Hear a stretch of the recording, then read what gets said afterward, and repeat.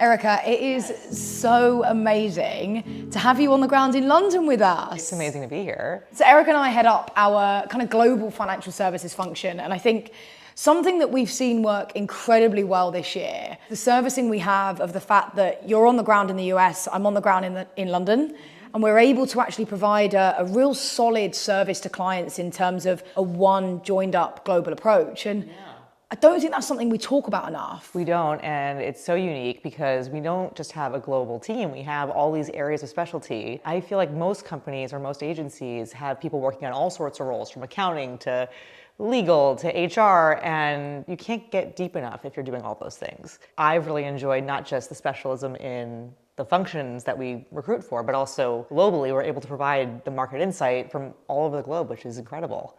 And we have such a far reach. It seems like the markets are quite different right now. In certain ways, it's been within financial services, within the US, it's been pretty good. The job flow has been great. It's gone up quite a bit too in the last month. We do a lot of work with buy side, a lot of the alternative asset managers. It sounds like you do too though, right? Something that's worked really, really well for us particularly, and more so maybe in the last 18 months, 2 years, is you've got a lot of organizations where their global reach is so separate.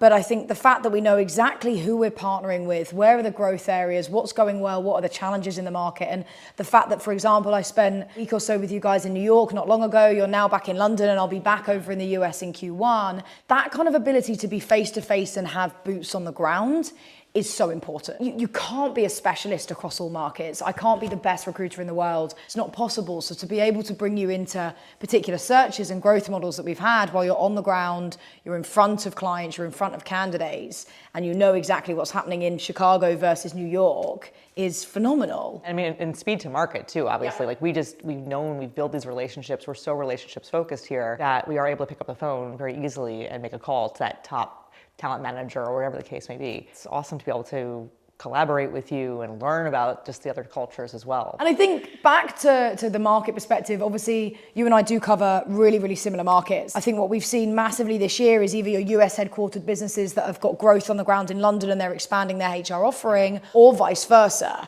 particularly across, the boutique private equity, asset management, investment management, and systematic investment managers as well. But that space, particularly in the fund space for us, has been phenomenal this year, hasn't it? Yeah, absolutely. I mean, we do a lot of work on the sell side too. Of course. However, we've seen so much growth on the buy side. The offers as well have been able to meet the market too. They have more flexibility. They're able to offer better compensation packages. Usually their benefits are really good too. It's that culture difference as well, right? If we look at buy and sell side, they've got some great similarities, and let's be honest, the talent across financial services as a whole is just phenomenal. Right. Intelligence, the pace at which they operate, the influence at which they have, they're one step ahead of the curve. And I think for us, we're partnering with market leaders that know exactly what's happening in the economy before anybody else does as well. Right. And is there any advice, I suppose, that you'd give clients as they're going into their hiring plans for next year across the US? It's interesting because it was such a employer-led market.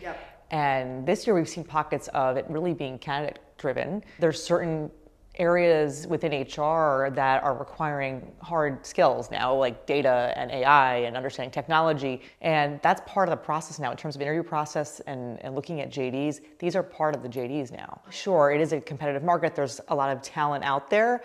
To get the top talent, to get the right talent, it really requires a great experience in terms of the interview process, and the whole candidate experience needs to be really on point, and the compensation packages need to be competitive as well. To get the top talent, you really got to fight for it. And you're also seeing companies fighting to keep their talent too. Mm-hmm. We're seeing so many companies trying to invest now more in talent management, L&D, which we haven't seen for a long time.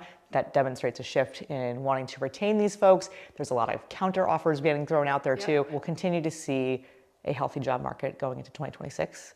How are you seeing things in London? I think we've been really lucky. Something for us from a unique selling point is, a lot of our work this year has been confidential. It's been under NDA. We've got relationships that other organizations don't even know about. And sometimes we'll know about market moves before anybody else even knows about that market move. It's not transactional. It's been a very, very strategic market. It's been all about partnership and coaching our clients about how to make decisions. But also for us, I think something we pride ourselves, particularly from a permanent standpoint, is the access we have to the passive market. it. Our individuals and our candidates come through recommendations from our network. 9 times out of 10, we place these people into their first HR associate role that are now stepping into their first CHRO hire. We've created groups of roundtables and networking events where actually it's an opportunity for us to see how an individual interacts around a table and with a room, and to say, okay, fantastic, you'd work well with this organization, but not so much this organization. We've created these channels to really understand top talent, but also where they would fit in organizations, because as we allude to all the time, HR is about joining people together and joining relationships together so that they can thrive. But I think our access to the passive world, our clients and candidates being the same thing to us, is probably our biggest success story. I'm excited. We've talked so much about the different events that we're doing in London and in Singapore and in New York, and really trying to find a way to standardize that a bit more and really join it up. That's a huge, exciting opportunity for some of our global clients where we can really roll this out across the globe. So I'm excited about that too. It's been an absolute delight partnering with you this year, and that global reach we have across the UK, US, APAC, and Europe has been pretty awesome. So I suppose if you're a client looking to understand the landscape, not only across London, but across the globe, Eric and I head up kind of our financial services offering from a human resources perspective. I'm Abigail, I head up our permanent financial services division in London. I'm Erica Ravich, and I lead our financial and professional services offering in New York City and the US.